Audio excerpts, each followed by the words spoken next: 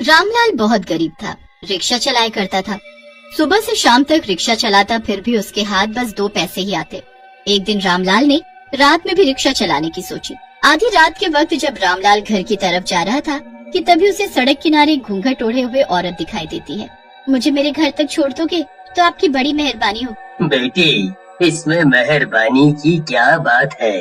आओ और बैठ जाओ मेरे रिक्शे में। अब बताओ जाना कहाँ है।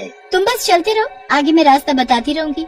मेरे घर का पता मुझे नहीं मालूम, क्योंकि मैंने अभी हाल ही में नया घर खरीदा है, इसीलिए। अच्छा, एक बात बोलूं, तुम्हें इतनी रात गए घर से बाहर नहीं निकलना चाहिए।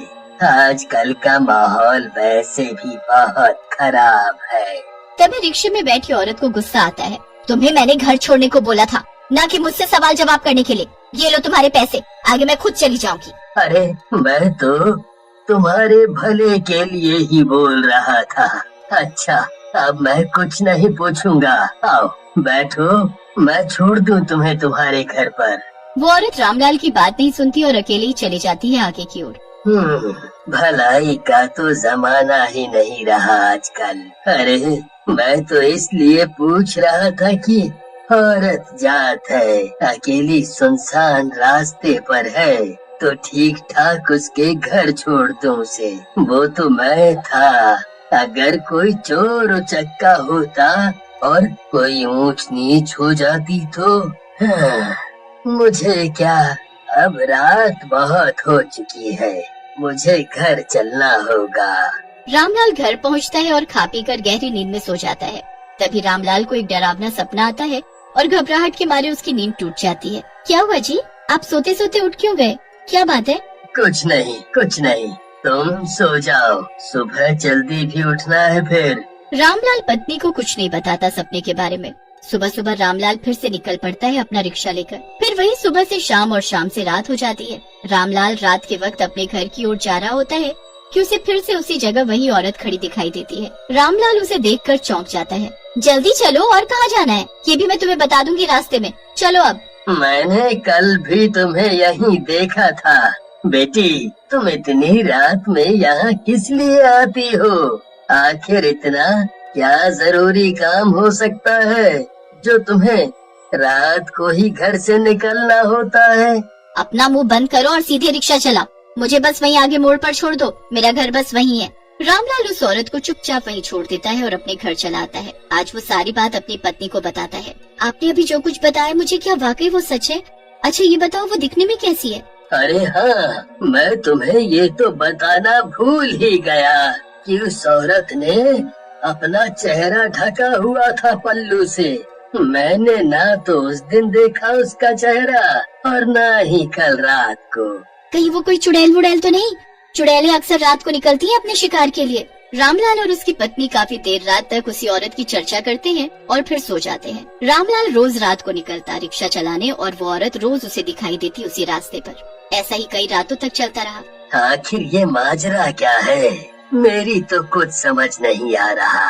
ये औरत मेरे ही रिक्शे का इंतजार क्यों करती है? टाइम से अपने घर क्यों नहीं चली जाती? आज मैं इसका पीछा करूंगा और देखूंगा आखिर बात क्या है। एक रात जब रामलाल ने उस घूंघट वाली औरत को उस रास्ते पर छोड़ा तो उसने उसका पीछा किया। वो औरत एक टूटे फूटे मकान के अंदर चली जाती है। रामलाल भी उसका पीछा करते हुए उसी घर के अंदर चला जाता है। यहाँ तो बहुत अंधेरा है और चारों तरफ धूल ही धूल, मकड़ी के जाले। इस घर में वो औरत कैसे रहती होगी? ये घर कम और खंडहर ज्यादा लगता है। तभी रामलाल को वहाँ से किसी के चीखने चिल्लाने की आवाजें आने लगी। रामलाल डर के मारे वहाँ से बाहर आ गया। रामलाल सरपट वहाँ से भागा और घर जाकर चुपचाप सो गया चादर ओढ़कर। रामलाल बहुत गहरी नींद में था। तभी उसे फिर से वही डरावना सपना आया। रामलाल उठ खड़ा होता है।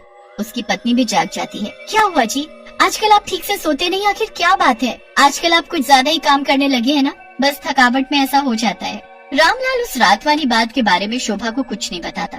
रामलाल रिक्शा तो चला रहा था और उसका सारा ध्यान उसी घूंघट वाली औरत पर ही था। रामलाल रात का इंतजार करता है, पर आज रात रामलाल को वो घूंघट वाली औरत रोज की तरह नहीं दिखी। रामलाल उस वीरान घर में बिना डरे घुस जाता है। घर में घुसते ही उसे किसी औरत के रोने की आवाज सुनाई देती है। रामलाल आवाज के पीछे पीछे चल देता है और एक अलमारी के सामने जाकर रुक जाता है। ये आवाज तो इस अलमारी के अंदर से आ रही है। कहीं वो औरत इस अलमारी में तो बंद नहीं है। हे भगवान, मुझे जल्द से जल्द उसे अलमारी से बाहर निकालना होगा। रामलाल उस अलमारी को खोलने की बहुत कोशिश करता है पर उसे खोल नहीं पाता। तभी उसकी नजर अलमारी पर लगे ताले पर जाती है। घर के अंदर एक लोहे की छड़ी पड़ी थी। रामलाल उसी छड़ को उठाता है और उससे ताला तोड़ देता है। अलमारी खुलते ही उसके अंदर का नजारा देख रामलाल के पैरों तले जैसे जमीन खिसक गई हो। वो घूंघट वाली औरत उस अलमारी में बेहोश सी पड़ी थी। उसका चेहरा अभी भी घूंघट से ढका हुआ था। बेटी, तुम्हें यहाँ अलमारी में किसने बंद किया? बोलती क्यों नहीं? कुछ बोलो। मरे हुए भी कभी कुछ बोलते हैं क्या? औरत अपने चेहरे से घूंघट हटा देती है। घूंघट के पीछे औरत का चेहरा नहीं, एक कंकाल था। तुम तो कंकाल हो।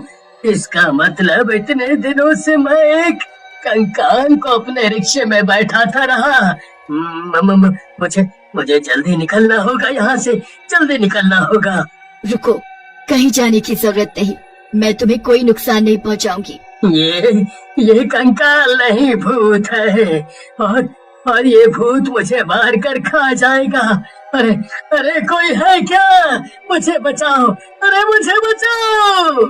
जब मेरी आवाज किसी ने नहीं सुनी तो तुम्हारी आवाज कौन सुनेगा? तभी कंकाल एक औरत में बदल जाते हैं।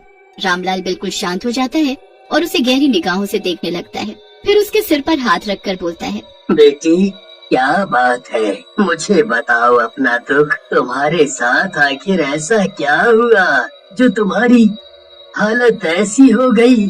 आपने मुझे बेटी बोला, मैं धन्य हो गई। मैं बताती हूँ कि आखिर मेरे साथ क्या हुआ। मेरा नाम रोशनी है।